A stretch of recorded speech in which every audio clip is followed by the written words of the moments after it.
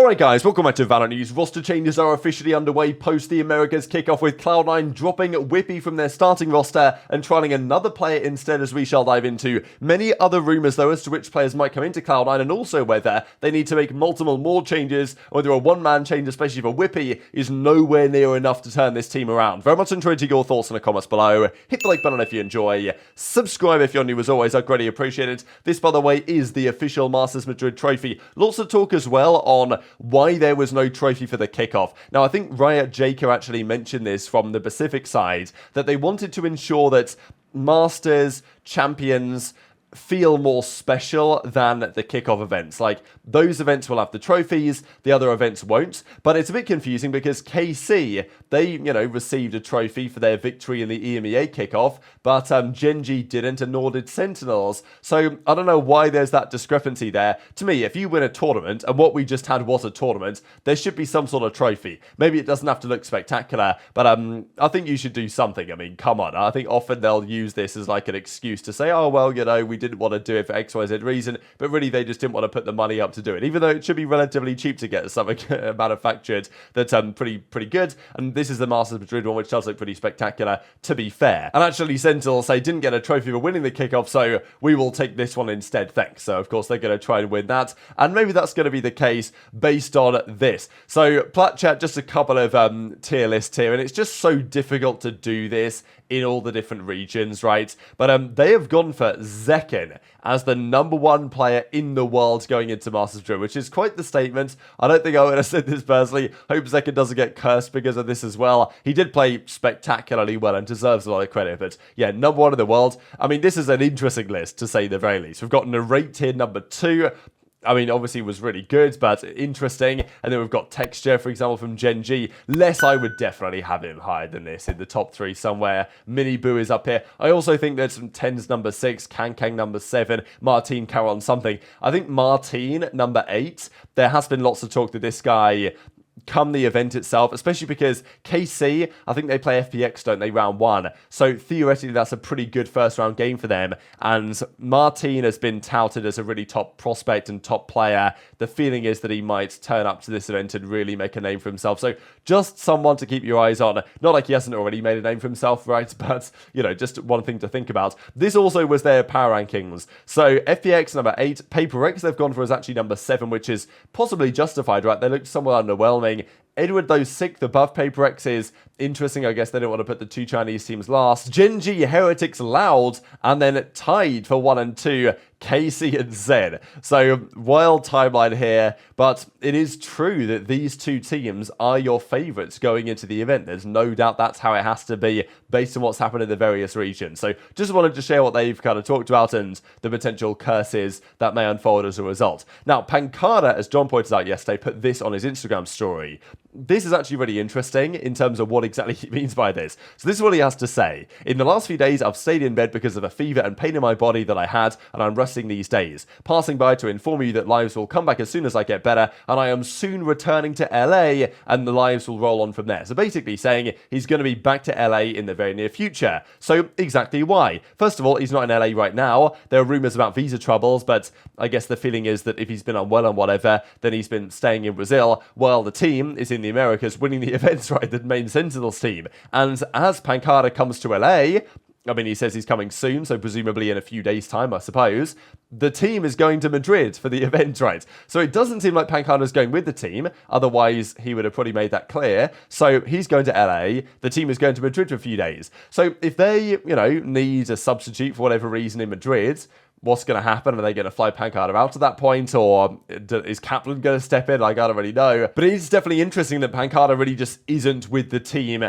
as it presently stands. So questions, I'm sure, to be asked on the future of that one. But also, could there be something else going on? If he's back in LA where all the teams are based, does that open the door to, as John says, joining a new team, right? Clearly, Sentinels are loving life with Zellsis right now, and they're not going to change that situation anytime soon, and for very good reason. If you're pANcada, you've got to want to team with somebody else at some point, especially because Lev, they didn't make it through their group in the end. They're not at Masters Madrid. Loud are, of course, going to be, but there are options for pANcada there on the table, such as maybe Cloud9, although I think that's somewhat doubtful. We'll discuss them in a couple of seconds. So does this mean that while pANcada's out there in LA, the team's over in Madrid, pANcada could trial with some other team that's looking to make a change? I would not rule it out completely. But of course, the team on this that's worth note mainly is Cloud9. That officially made a roster change yesterday. So as they say here, Cloud9 have announced they are releasing Wippie from their team. Thank you, Wippie. And he's gone. This to me is expected in the sense that Wippie is gone, but unexpected in that it's the only move they're making as it stands. I thought that signing Wippie when they did was a questionable decision. I really just don't think that Cloud9 built their roster well this season at all. They could have probably kept MCE or whatever and had him to build a roster, but they didn't decide to do that. MCE was gone. Zellsis and Imi effectively built this team, and Zellsis then disappears and went off to Sentinels. And Wippie was one of those, he's a solid player, I think, but I just don't think he was the player that they needed to make this team be actually any good. They just needed more firepower, I would say. However, if I had to release players from the team, Wippie would not have been, I don't think, the first man that I'd have touched and gone for here, right? So as Wippie says, free agent starting today, time with Cloud9 didn't go as planned, thankful for them, want to get back to playing as soon as possible. So yeah, hopefully Wippie can get an opportunity elsewhere, because as I say, I think he's a solid player, and he's like, you know, if he was to go to EMEA or something like that again, then I think he would be a good pickup, right? But I just never really saw it working out at Cloud9. Now, Zellsis, I gotta say, this guy's too funny, isn't he?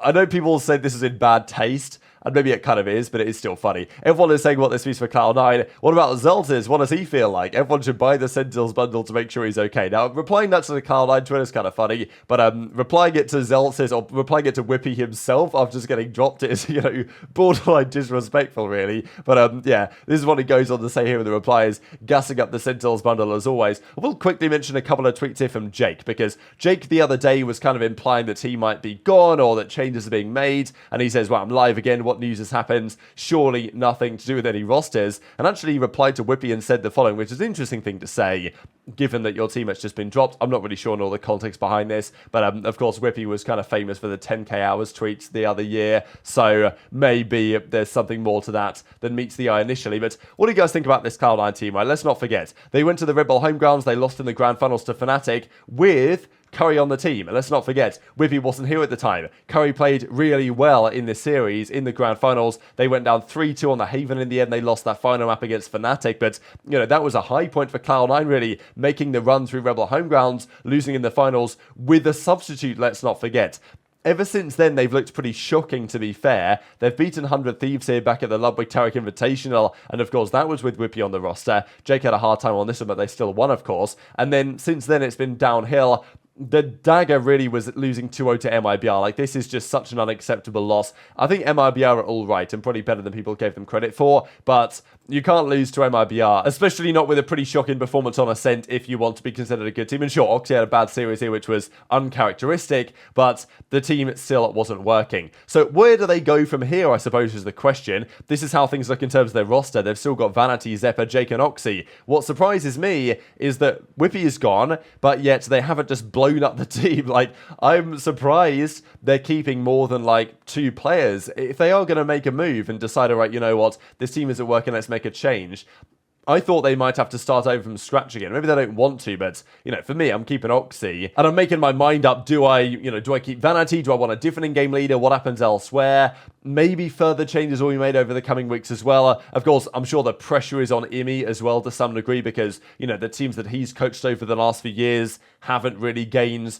that much success, to be fair. So I think there's always questions in esports about how much responsibility lies on the coach and the decision makers. And often in esports, because there are fewer players on the team, it's mainly, you know, the players. If the players don't deliver, the players go. But in regular sports, of course, we know the reality that if the team doesn't deliver, the coach is usually the one to go. And sometimes that does happen in esports as well. But I feel like the pressure now will be on Imi to prove that, okay, you know what you're doing here. Because if this next iteration of Cloud9 fails, I think that is possibly the next thing to think about, really. The next iteration, though, may be as follows. This was a very funny screenshot, just to keep in mind. Toronto Tokyo is Wippie. That's his game attack that he plays on. So he was playing it for YFP, and Moose was playing for Cloud9. So as we see here, Moose is on, okay, he's YFP Moose right now, but he was playing with Zeppa and, you know, with Cloud9, LF, Sarang as well. So they're down 6-17 here to YFP with Penny and Co.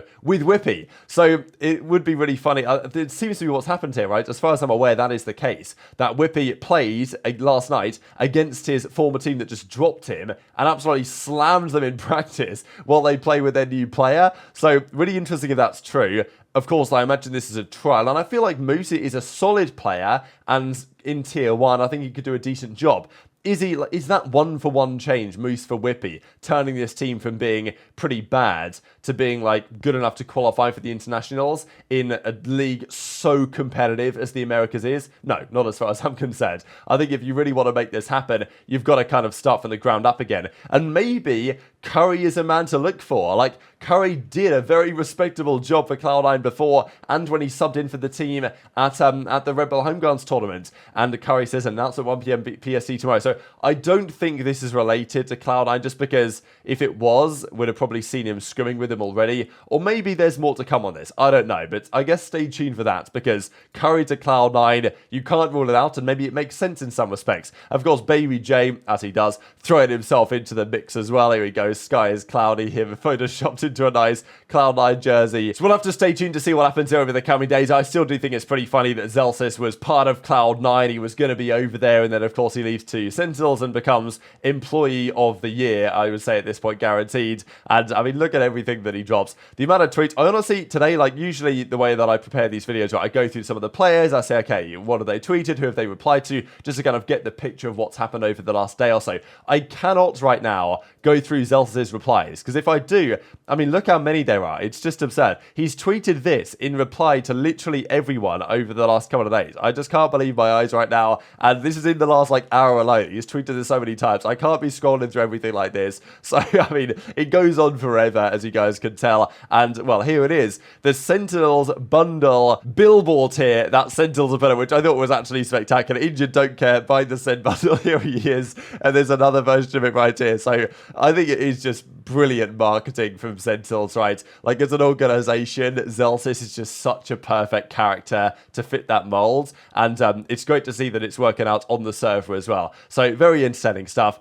Very much intrigued to your thoughts in the comments below. This is another funny thing as well that Sentinels have, basically because they've played many games, but also they do have the most kills per game with the Classic as a weapon. Of course, they played lots of matches, but they are by far and away the most kills with the Classic so far this season, and of course, it's the Sentinels Classic, right? So hit the like button if you enjoyed, subscribe if you're new, take care, and I'll see you next time.